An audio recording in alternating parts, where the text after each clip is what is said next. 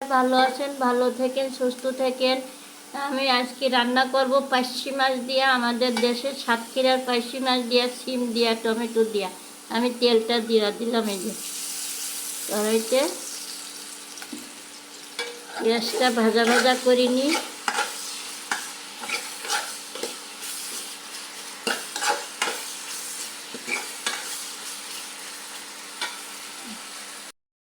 সেই যে আমার পেঁয়াজটা হয়ে গিয়েছে, লাল লাল বাদামি রং করেছে। এখন আমি আদা রসুন দেবো একটু।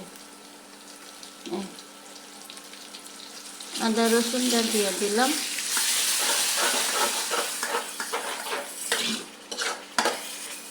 এতে দেবো আমি হলুদের গুঁড়া, লবণ পরিমাণ মতন,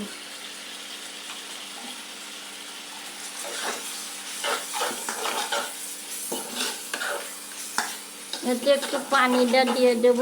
পানি দিয়ে ভালো করে কষিয়ে নেব। পানিটা দিয়ে দিলাম। এই পানিটা একবারে শুকিয়ে যাবে, তখন মশলাটা হবে। মশলাটা দেখুন হয়ে গিয়েছে। আমি এতে দেব এখন সিম। মশলাটা সুন্দর কষিয়ে নিয়েছি, এই সিমটা দিয়ে দিলাম।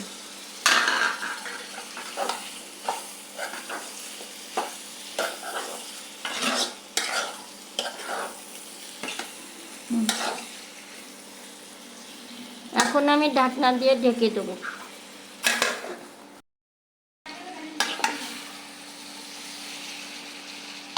হ্যালো গাইস, এই যে আমি সিম দিয়ে টমেটো দিয়ে পার্শে মাছ দিয়ে রান্না করতেছি। আমার এই তরকারিটা কড়াইতে খালি লাগিয়ে যায়।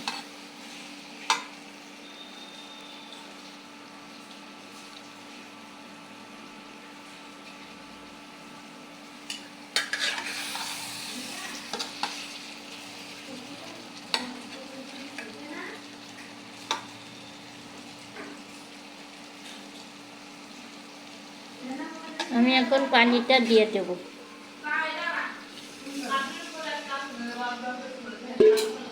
পানিটা দিয়ে দিলাম।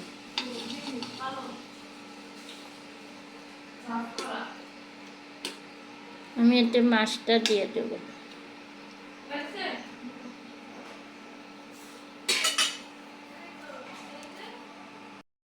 গাইস, এই যে আমি মাছটা দিয়ে দিলাম।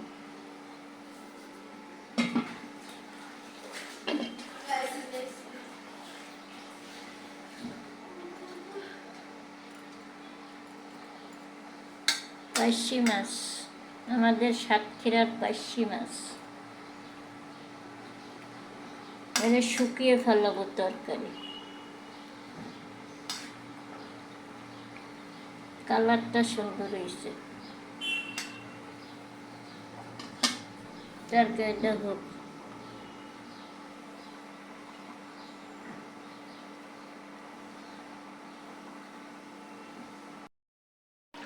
হ্যালো গাইস, এই যে আমার তরকারিটা দেখুন হয়ে যেতেছে। আমি এতে ভাজা জিরার গুঁড়াটা দিয়ে দেবো। ভাজা জিরার গুঁড়াটা দিয়ে দিলাম। ঢাকনা দিয়ে কতক্ষণ ঢেকে রাখবো।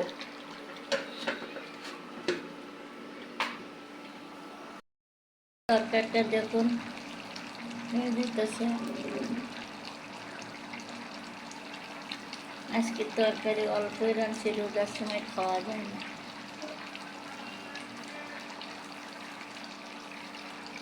পার্শে মাছ, সিম আর টমেটো।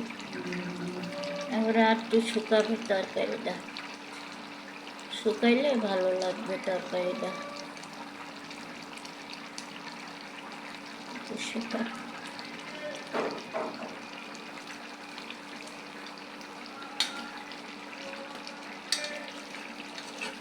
তরকারিটা ভালো করে কষিয়ে পানি দিছি।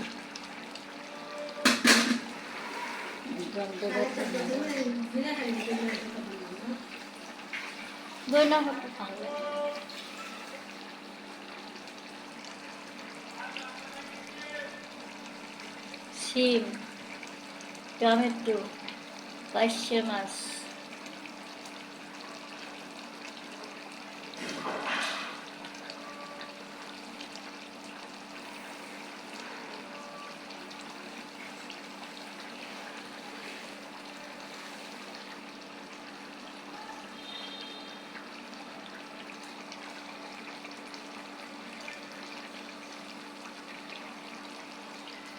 হ্যালো গাইস, আমার তরকারিটা দেখুন হয়ে গিয়েছে। তা আপনাদের কাছে যদি ভালো লেগে থাকে তা আমাকে একটা লাইক কমেন্ট সাবস্ক্রাইব করে দিয়েন। তা সবাই ভালো থাকেন, সুস্থ থাকেন। আমার রেসিপি এই পর্যন্ত শেষ। আল্লাহ হাফেজ।